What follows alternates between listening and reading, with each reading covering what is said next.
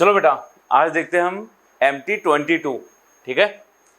तो MT22 आज हो गया अपना, उसके बाद में एक टेस्ट और बचा है और मुझे उम्मीद है कि सभी के नंबर अच्छे आ रहे हैं और अच्छी तैयारी चल रही है बेटा, ठीक है ना। हौसला बनाए रखना, कुछ ही दिनों की देरी बाकी है। देखो बेटा, current I in the circuit is, अब देखो यहाँ पे तुम देखोगे तो ये 5 वोल्ट की बैटरी है, तो यहाँ 0 मान लो, तो यहाँ 5, ये 0, तो बेटा यहाँ पे भी 0, यहाँ पे 0, देखो ना ये कंडक्टिंग वायर हो गया तो यहाँ पे भी, फिर ये कंडक्टिंग हो गया तो 0, ये भी 0, मतलब इसमें से करंट गुजरेगा ही नहीं, तो हमें रेजिस्टेंस लेना ही नहीं है। तो यहाँ से ये भी 0, बेटा करंट इसमें जाएगा, कितना जाएगा, तो I equal to potential difference हो गया 5 माइनस 0/3, तो बेटा 5/3 आ गया, ऑप्शन आ गया B 5/3। Next, the resistance of a wire is 10 ohm, it is now stretched to 5 times its original length, then its new resistance will be, तो देखना बेटा R equal to rho L by A, बेटा length को मैंने change किया है तो मैं एक बार के लिए L/L कर देता हूँ, तो यहाँ से देखना R equal to rho L square by V, ये तो मेरा कांस्टेंट है, तो R प्रोपोर्शनल हो गया L स्क्वायर के, तो देखना बेटा R1/R2 इक्वल टू L1/L2 का स्क्वायर, तो यहाँ से देखना R1 आ जाएगा 10 ohm divide by R2 equal to length, बेटा पहले L थी बाद में 5L हो गई है, तो L से L कट जाएगा, तो ये आ जाएगा 1/25, तो R2 आ जाएगा बेटा 25 इंटू 10 250 ohm, कितना आ रहा है 250, तो ऑप्शन आ गया D. Next question, if sigma is the surface charge density, epsilon is the electric permittivity of dimension, sigma upon E are same as, देखो बेटा इलेक्ट्रिक फोर्स नहीं होगा, इलेक्ट्रिक फील्ड इंटेंसिटी, बेटा ये फॉर्मूला होता है इलेक्ट्रिक फील्ड का, E equal to sigma by epsilon naught, किसके कारण होता है ये लार्ज कंडक्टिंग सीट या इनफाइनाइट लार्ज कंडक्टिंग सीट के कारण होता है, लेकिन वो एप्सिलॉन नॉट होता है, तो बेटा ये एप्सिलॉन होगा ना, वही यदि मैं उस सीट को किसी मीडियम में रख देता हूँ तो फिर वो एप्सिलॉन हो जाएगा बेटा, ठीक है ना, परमिटिविटी ऑफ मीडियम हो गया, तो ऑप्शन बी रहेगा, डायमेंशन सेम होगी, ये तो फॉर्मूला ही है। Next, the electric potential at a point x y is given by the electric field, बेटा जो इलेक्ट्रिक फील्ड होता है ना, देखना एक्स और वाई के फंक्शन है, तो मैं लिखूंगा del v by del x plus del v by del y, ये जे कैप में आ जाएगा बेटा, ये आई कैप में आ जाएगा, तो यहाँ से ई लिखोगे आप माइनस, बेटा डिफ्रेंशिएशन करना इसका, तो x के रेस्पेक्ट में करोगे तो देखना -2x और माइनस का y आई कैप, फिर प्लस बेटा y के रेस्पेक्ट में करो तो ये तो कांस्टेंट हो गया, तो इसका लिखोगे माइनस का x प्लस 0 जे कैप, तो यहाँ से e कितना आएगा, यह आ जाएगा माइनस माइनस प्लस हो जाएगा, तो 2x प्लस वाई आई कैप और प्लस x जे कैप, ठीक है बेटा, तो कौन सा ऑप्शन आ रहा है ऑप्शन सी आ रहा है। Next question, in Young double slit experiment the distance between the slit is 0.3 mm and the screen as at 200 cm from the slits, the distance from central maxima to third maxima is 10 mm, the wavelength of monochromatic light use to by experiment, देखो बेटा third maximum 10 mm है, तो हम जानते हैं ये होता है y equal to 3 lambda D by d कर देते बेटा, तो यहाँ से देखना y की जगह आ गया 10 mm, तो 10 इंटू 10 की घात -3 इक्वल टू 3 इंटू लैम्डा निकालना है इंटू डी, और डी आएगा बेटा 200 इंटू 10 की घात -2 बटा 0.3 इंटू 10 की घात -3, तो लैम्डा कितना देगा देखना 10 इंटू 10 की घात -3 इंटू 0.3 इंटू 10 की घात -3 बटा ये 00 काट दो बेटा 6 आ गया, और 6 से देखना ये पॉइंट से 0 हट जाएगा तो ये 2 आ जाएगा, तो लैम्डा आ गया 1/2 इंटू 10 की घात -6, मतलब 0.5 इंटू 10 की घात -6, तो बेटा इसको मैं 5000 इंटू 10 की घात -10 मीटर, मतलब 5000 एंगस्ट्रॉम आ जाएगा बेटा, ठीक है ना। Next, kinetic energy of a satellite in its orbit around the earth is x, what should be the kinetic energy of the satellite so as to enable to escape from the gravitational field, बेटा escape, वैसे इसका orbital speed होती है ना, वो होती है √gm/r, और एस्केप वेलोसिटी होती है वो होती है 2gm/r, मतलब मैं यदि ऑर्बिटल स्पीड है उसको √2 टाइम्स बढ़ा दूं तो वो एस्केप कर जाएगा, ठीक है। लेकिन काइनेटिक एनर्जी पूछिए तो काइनेटिक एनर्जी हो जाएगी बेटा, पहले देखो 1/2 mv0² है, और काइनेटिक एनर्जी बाद की हो जाएगी 1/2 m v एस्केप वाली आ जाएगी, तो v एस्केप के हिसाब से लिखोगे √2v0 का स्क्वायर, तो ये आ गया बेटा 1/2 mv0² इंटू 2, और इसको आपने x बोला है तो ये x हो गया बेटा, तो जो काइनेटिक एनर्जी बाद की होगी वो हो जाएगी 2x। कितनी हो जाएगी 2x, तो ऑप्शन आ गया बी वाला। Next, if a body weight 500 Newton on the surface of the earth, how much the body weight eight depth 1/4 of the radius of. बेटा डेप्थ में जाते हैं तो जो g डैश होता है वो हो जाता है g1 - d/r। तो मैं एक काम करता हूँ, दोनों तरफ मास से मल्टीप्लाई कर देता हूँ, वेट आ जाएगा, तो w dash equal to mg, mg है बेटा 500, तो 500 1 माइनस कितने गहराई में जा रहे हो 1/4 रेडियस, तो r/4 divide by r, r से r गया बेटा, तो यहाँ से w डैश आ जाएगा, देखना 500 1 - 1/4 3/4 आएगा बेटा, और ये कर जाएगा 125 से, तो ये आएगा 375 न्यूटन, तो ऑप्शन आएगा बेटा A. Next, battery is removed after charging a parallel plate capacitor. Battery removed बेटा, बैटरी रिमूव होने का मतलब ये हो जाता है कि तुम्हारा चार्ज कंजर्व रह जाता है, ठीक है। बैटरी हटा ली तो चार्ज कंजर्व हो गया। अब चार्ज कंजर्व तो dielectric field between the plates, यदि डाइलेक्ट्रिक डालते हो तो कैपेसिटेंस बढ़ जाता है बेटा, देन एनर्जी क्या होगी, तो एनर्जी के लिए देखो 12CV² Q²/2C और QV/2, तो मैं ज़्यादा से ज़्यादा उठाऊंगा बेटा, इसको ज़्यादा अच्छा लगेगा, तो C = Q²/2C। Q कांस्टेंट है, 12CV² क्यों नहीं लिया, क्योंकि सर वहाँ पे V बदल रहा है और C भी बदल रहा है, तो कमेंट नहीं कर पाएंगे। अब मुझे पता है U, ये U है बेटा, तो यहाँ पे C बढ़ रहा है तो U डिक्रीज हो जाएगा, घट जाएगा बेटा, तो ऑप्शन आएगा बी वाला।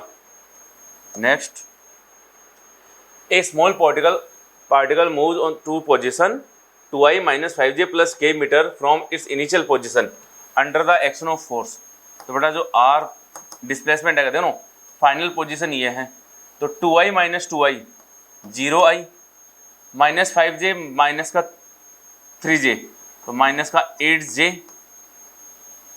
k माइनस माइनस तो प्लस का 5k, ये आ जाएगा बेटा।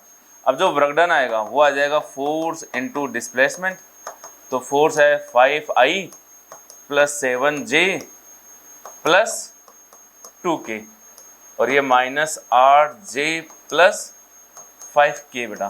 तो देखो 8 8 से करो, 8 7 56, माइनस का 56 प्लस का 10, तो ये आ गया माइनस का 46 जूल, तो ऑप्शन आ रहा है बेटा सी वाला।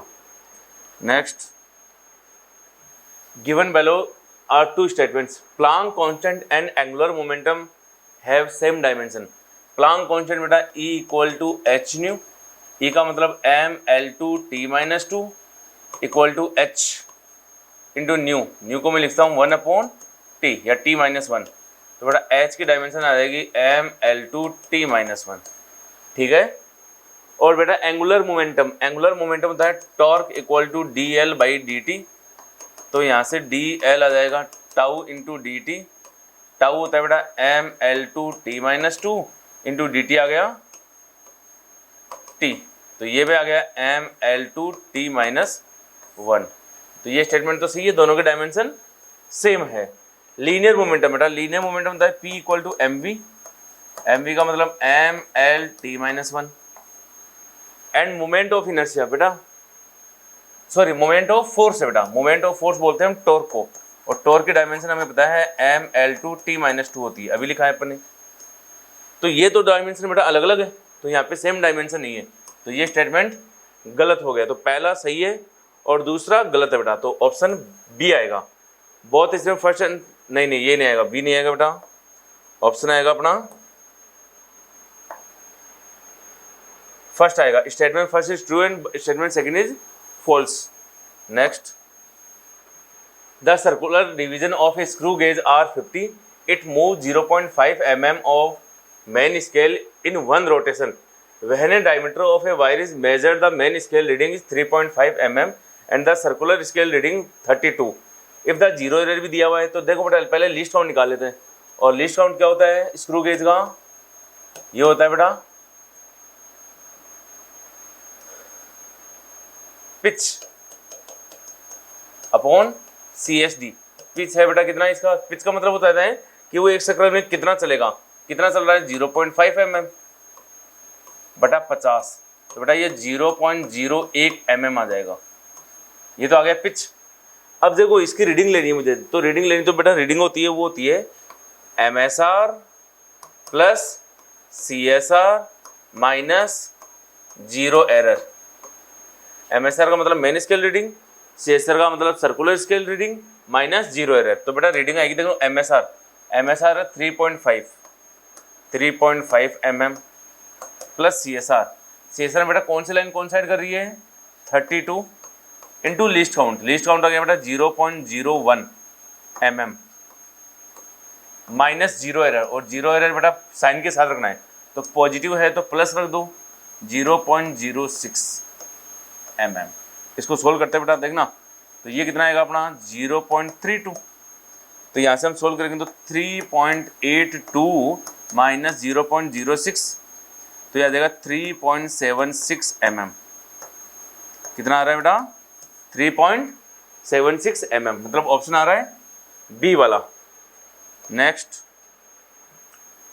Most of the mass of the atom and all positive charges are constructed in tiny nucleus and electrons revolve around it. Rutherford model. हाँ सही बात है. रदरफोर्ड ने ये कहा था बेटा जो पॉजिटिव चार्ज होता है वो एक छोटे जगह में और ये न्यूक्लियस जिसको हम नाम दिया गया था कि ये बीचों बीच रहता है और इलेक्ट्रॉन इसके चारों तरफ चक्कर लगाते हैं. तो ये स्टेटमेंट बिल्कुल सही है. An atom is a spherical cloud of positive charge with electron embedded in it is special case of Rutherford model. बेटा ये गलत हो गया है क्योंकि ये रदरफोर्ड मॉडल नहीं था, ये हमारा थॉमसन मॉडल था. कौन था बेटा? थॉमसन मॉडल था. तो रदरफोर्ड का स्टेटमेंट नहीं था ये. तो ये गलत हो जाएगा. तो पहला सही है और दूसरा गलत है. तो ऑप्शन आएगा बेटा सी वाला. Next, the de Broglie wavelength associated with electrons revolving around the nucleus in a hydrogen atom first excited state will be. तो बेटा जो वेवलेंथ होती है वो होती है 3.3 एंगस्ट्रॉम N/Z. तो देखना 3.3 एंगस्ट्रॉम. फर्स्ट एक्साइटेड स्टेट का मतलब बेटा N 2 है और Z 1 है. तो ये आ गया 6.6 एंगस्ट्रॉम. तो ऑप्शन आएगा सी वाला बेटा. Next, given below to statement, force exerted by floor on lift on the foot of person of mass m standing inside is more than mg when lift goes up with decreasing speed. बेटा ध्यान से देखना, decreasing speed का मतलब यह है कि lift तो ऊपर जा रही है लेकिन एक्सेलरेशन नीचे की तरफ है. तो इस केस में जो टेंशन आती है या नॉर्मल जो आता है बेटा वो नॉर्मल आएगा mg-a. और जब mg-a आएगा तो बेटा ये मुझे मोर देन नहीं लगेगा, लेस देन लगेगा. तो ये गलत हो गया. अगला, lift can move with uniform speed if tension in cable is unbalance by gravitational force. बेटा यूनिफॉर्म स्पीड है मतलब स्पीड कांस्टेंट है. अब स्पीड कांस्टेंट है तो ए कितना हो गया 0. तो टेंशन बेटा T = mg होगी और वो ग्रेविटेशनल फोर्स के बराबर ही होगी. तो ये स्टेटमेंट में अपना बिल्कुल सही है बेटा. तो पहला तो गलत हो गया और दूसरा सही हो गया. ऑप्शन सी आ गया. Next, S shown in the figure m1 2 kg, m2 4 kg. If a string is massless, pulley is frictionless, then net force on 2 kg. तो पहले बेटा x दर से निकालें. x दर से आएगा 4g - 2g / 4 + 2 मतलब 2g/6 मतलब g/3. अब देखो बेटा इस पे नेट फोर्स पूछा है तो ये नीचे जा रहा है तो ये ऊपर जा रहा है. तो इस पे जो F नेट होगा ना वो F नेट = ma होगा. अब m है 2, a बेटा g/3 तो ये आ गया तुम्हारा 20/3 न्यूटन. तो ऑप्शन कौन सा आ रहा है बेटा? ऑप्शन सी आ रहा है. Next, in a pipe with varying cross sectional area find fluid velocity is highest where the cross sectional area is smallest. सही बात है ये बेटा, क्योंकि इक्वेशन ऑफ कंटिन्यूटी क्या कहती है, A V equal to constant है। तो जहाँ पे वेलोसिटी हाईएस्ट होगी वहाँ पे एरिया कम होगा, ये रेडियस कम होगी, बिल्कुल सही है। The equation of continuity that reduction in cross sectional area a result in an increase the velocity to keep the product A V equal to constant, ये भी सही बात है। और ये हमने जो पहला स्टेटमेंट दिया ये इसी के कारण दिया, तो ये इसको करेक्ट एक्सप्लेन भी कर रहा है बेटा। तो ऑप्शन आ जाएगा अपना D, both A and B are correct and R is the correct expression of A बेटा। Next, a pipe has cross sectional area of 0.1 meter square at a point A and 0.05 meter square at point B. If the velocity of the fluid at point A is 2 meter per second, what is the velocity of fluid? Just जो पहले कितना है वही है बेटा, A1 V1 equal to A2 V2। A1 देखो कितना 0.1 और स्पीड है 2, 0.05 इंटू VB पूछा है बेटा, तो VB आ जाएगा 0.2 बटा 0.05, तुम देखो तो 20/5, 4 मीटर पर सेकेंड आएगा बेटा। तो ऑप्शन आ रहा है डी वाला। Next, the maximum velocity with which a car driver must travel a flat curve of radius 400 meter and coefficient of friction 0.4 to avoid skidding. तो देखो बेटा, जो V मैक्सिमम होगा ना वो मेरा लेस देन इक्वल टू होगा under root mu r g के। तो यहाँ पे देखना लेस देन इक्वल टू देगा म्यू 0.4, आर है बेटा 400 इंटू जी है 10, तो ये काटो अंडर रूट में, तो बेटा V मैक्सिमम जो आएगा वो आ जाएगा 40 मीटर पर सेकेंड। तो मैक्सिमम से मैक्सिमम वैल्यू कितनी आ जाएगी, equal to 40 metre per second, ठीक है बेटा। तो ये 40 मीटर पर सेकेंड में आ जाएगा, ठीक है। Next, in the given figure electromagnetic where t in second and x in meter velocity of electromagnetic wave will be. देखो बेटा, वेलोसिटी ऑफ इलेक्ट्रोमैग्नेटिक वेव होता है वो V equal to omega by k होता है।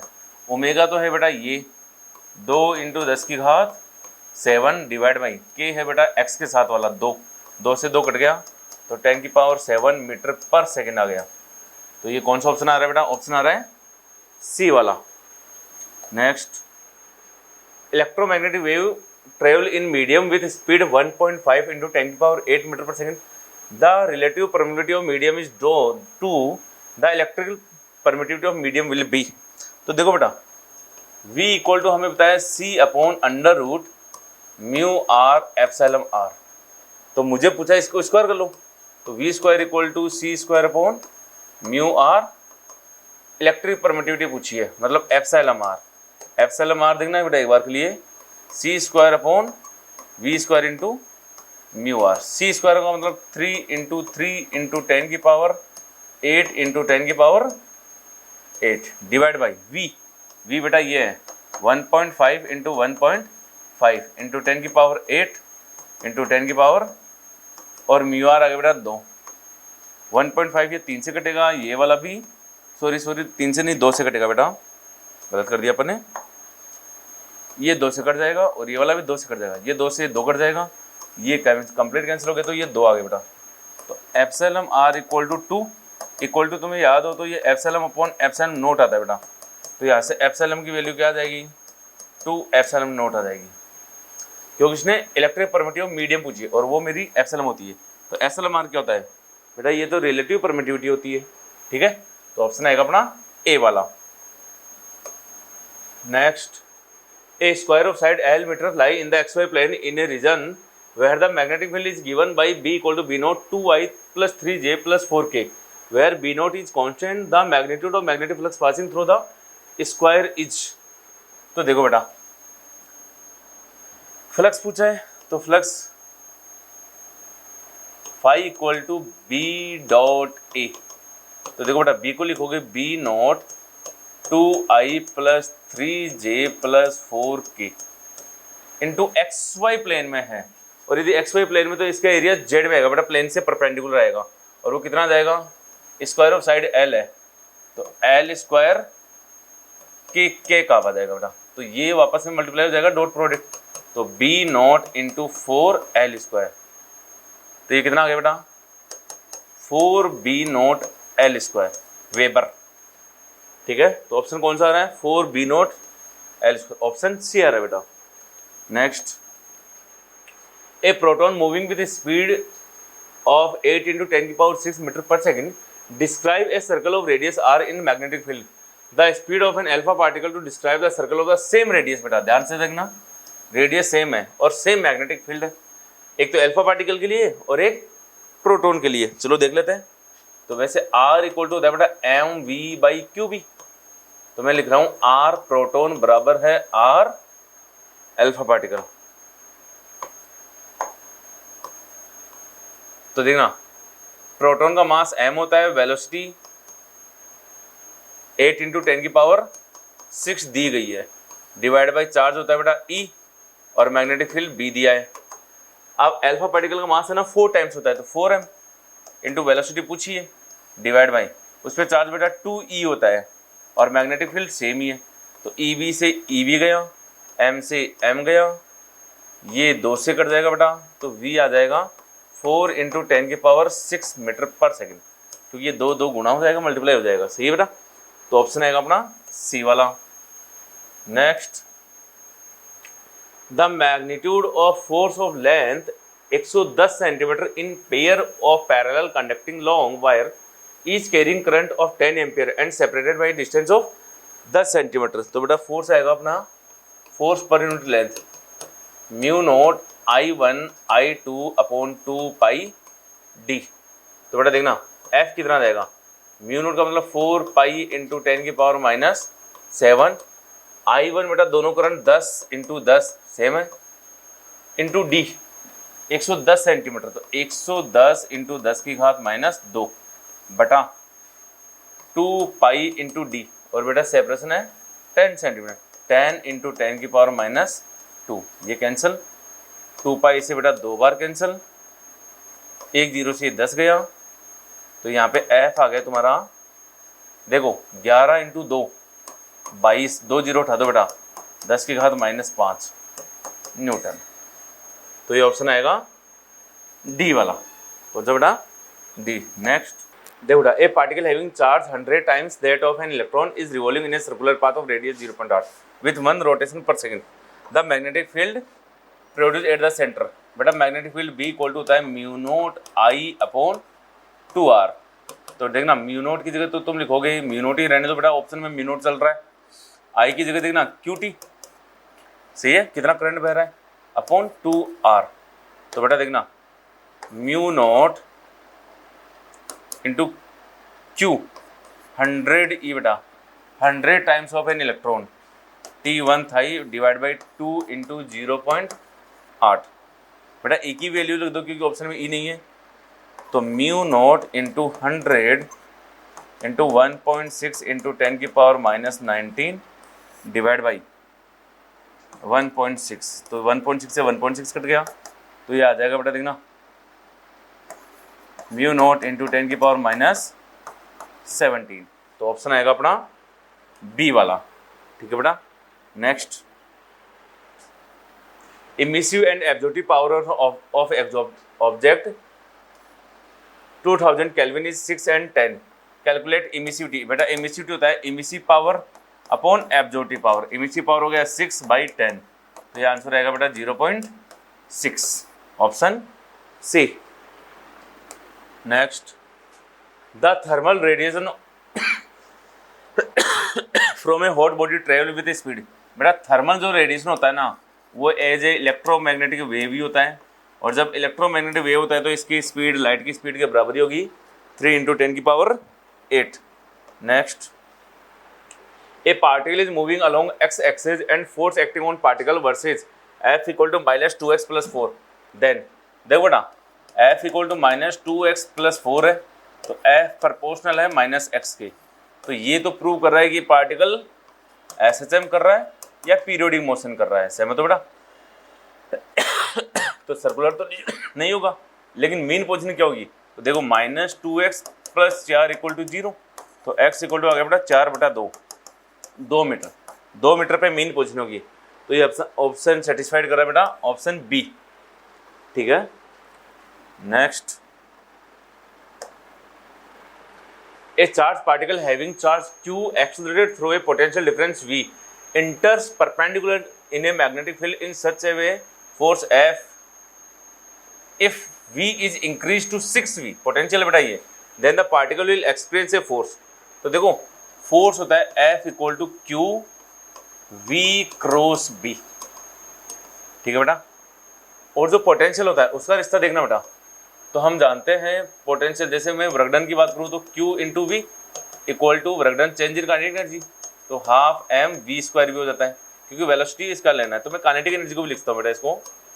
तो यहाँ से देखना वी स्क्वायर प्रोपोर्शनल है वी के, तो v proportional under root v के, और ये प्रोपोर्शनल बेटा फोर्स के। यहाँ से देखो तो मैं लिखता हूँ F1 by F2 equal to V1 by V2। तो पहले फोर्स था F, बाद में फोर्स आ गया F डैश, पहले पोटेंशियल V, बाद में 6V, और इसका अंडर रूट कर दिया बेटा। तो यहाँ से F डैश आ जाएगा तुम्हारा अंडर रूट 6F। तो ऑप्शन आएगा डी वाला, ठीक है। Next, find the magnitude of unknown force x and y if sum of all forces zero. यदि सारे फोर्सेज का सम जीरो है तो देखना बेटा कंपोनेंट ले लो। तो ये एक्स वाई बना लेता हूँ मैं, तो ये 53, तो बेटा ये 37 हो जाएगा, ये 37, तो ये वाला 53 हो जाएगा। तो बेटा ये देखना y साइन 53, और साइन 53 होता है 4/5, तो y cos 53 y इंटू 3/5। ऐसे देखना बेटा 5 का कंपोनेंट इधर करना, तो 5 cos 53, तो 5 इंटू cos 53 3/5, और ये हो जाएगा 5 साइन 53, 5 इंटू 4/5, 5 से 5 कट गया, इस 5 से 5 कट गया। अब बेटा x में देख लो और y में देख लो। पहले y में देख ले, तो देखो नीचे तो लग रहा है 10 और ऊपर नेट फोर्स है 4, तो ये और ये वाला बेटा, तो 4 + 3y/5। तो यहाँ से देखना 6 इक्वल टू 3y/5, तो ये कट गया 2 बार, तो y आ गया 10। तो y 10 बेटा किस में आ रहा है, एक ही ऑप्शन है, देखो y 10 आ रहा है, तो ये ऑप्शन हो गया ए। हालांकि हम x भी निकाल लेते चलो, तो x कितना आएगा बेटा, देखना x इधर तो तुम लिखोगे 3 + x इक्वल टू, इधर लिखोगे y इंटू 4/5, y की वैल्यू है 10 इंटू 4/5, 5 की वैल्यू बेटा 2 आ गई, तो x आ गया 8 - 3 5, तो 5 ही आ रहा है बेटा, ठीक है ना, ऑप्शन ए आ गया। Next, the ratio moment of inertia about an axis passing through the centre and perpendicular to the plane of the two disc of same thickness having the density 9 sigma and sigma and radius r and 3r। मतलब thickness same है, तो देखना बेटा moment of inertia disc का क्या होता है, mr²/2, तो यहाँ से हो जाएगा I1/I2 m1r1² divide by m2r2²/2, 2 से 2 कट जाएगा बेटा। देखो मास को कैसे लिखेंगे, डेंसिटी इंटू वॉल्यूम, तो डेंसिटी का एक का m1 तो आ गया बेटा 9 सिग्मा इंटू वॉल्यूम, वॉल्यूम का मतलब हो गया, चलो एक बार मैं मास लिख दे, वो डेंसिटी लिख देता हूँ बेटा।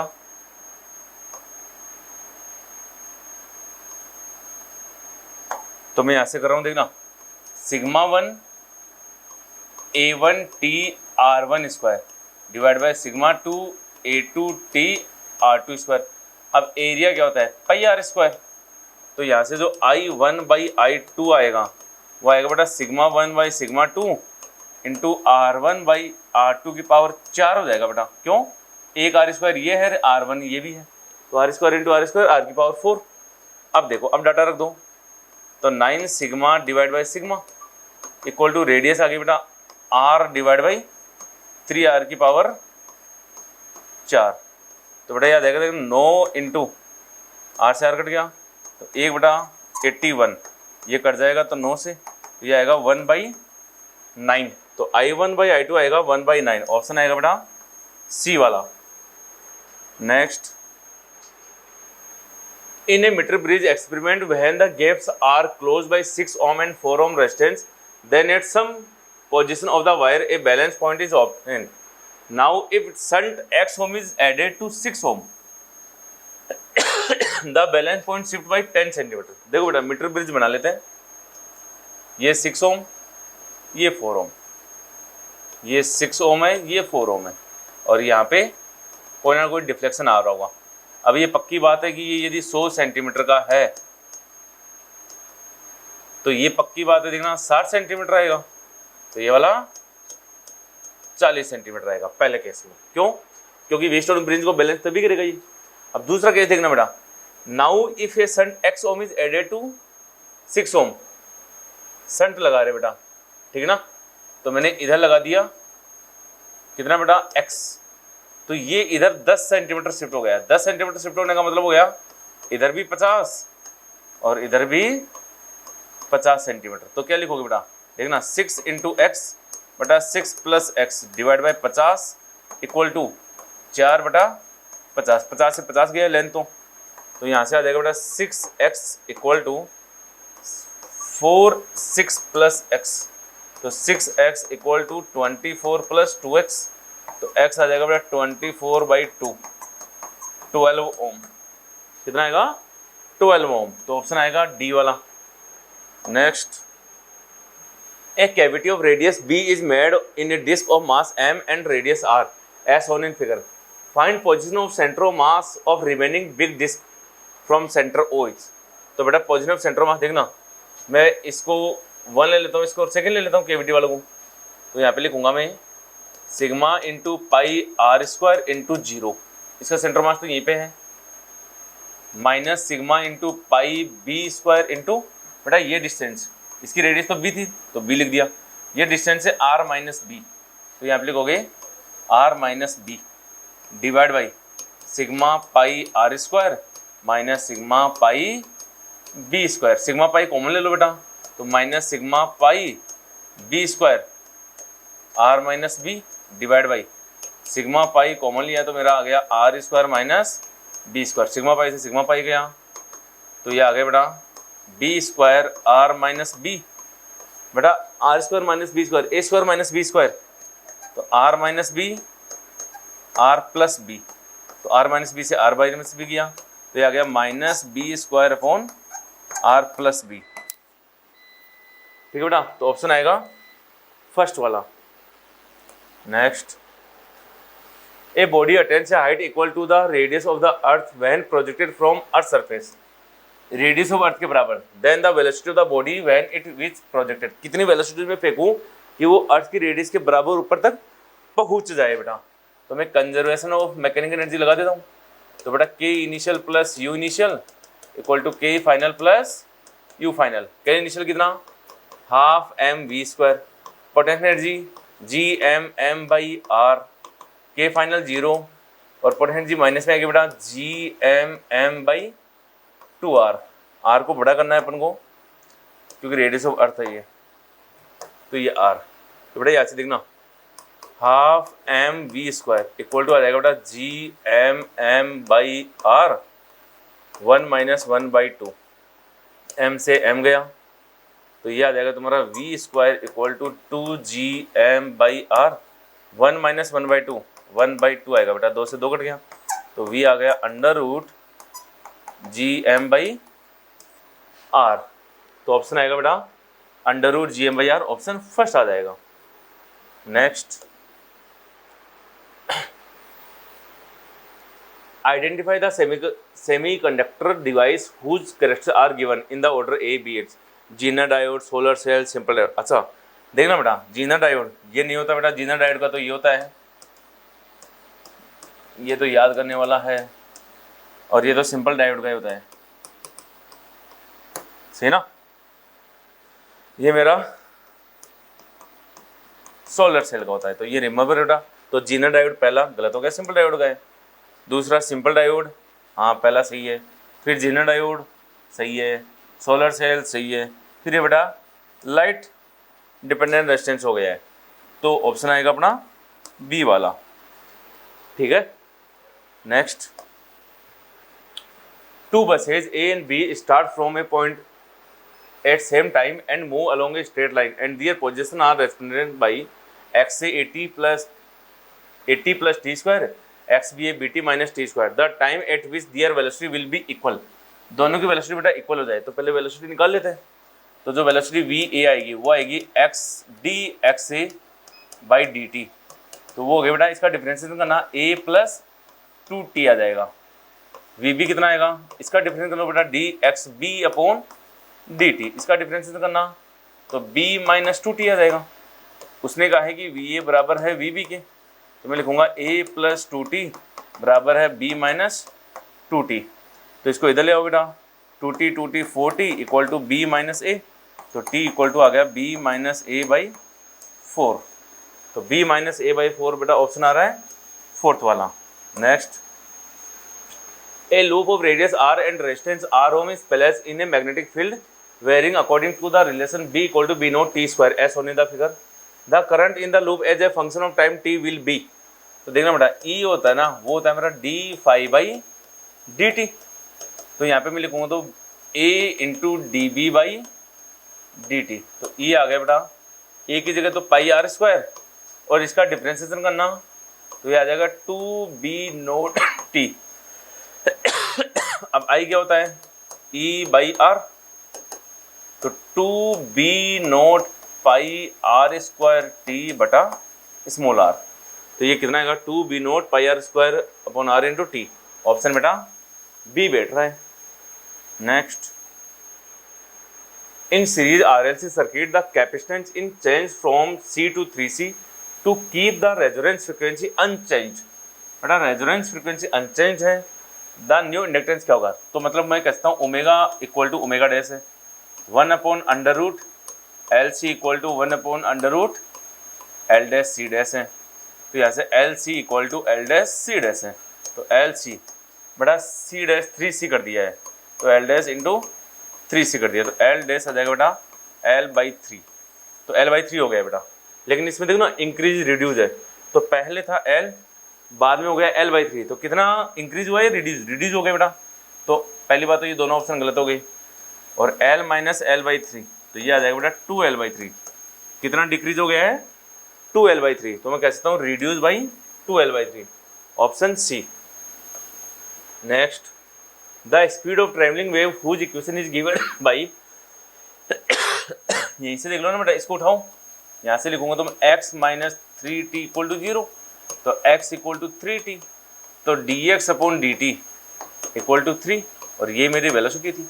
हालांकि मैं तो ये भी कहता हूँ तो इसको x minus V W into T रहते हैं, तो जो t के साथ है वही मेरी वेलोसिटी है। तो t के साथ कौन है बेटा? 3, तो वेलोसिटी आ जाएगी 3 मीटर पर सेकेंड। ठीक है। Next, a calorimeter of water equivalent 20 gram contains 180 gram of water at 25 degrees Celsius. If m gram steam at 100 degrees Celsius mixed in it so that the final temperature of mixture is 40 degrees Celsius.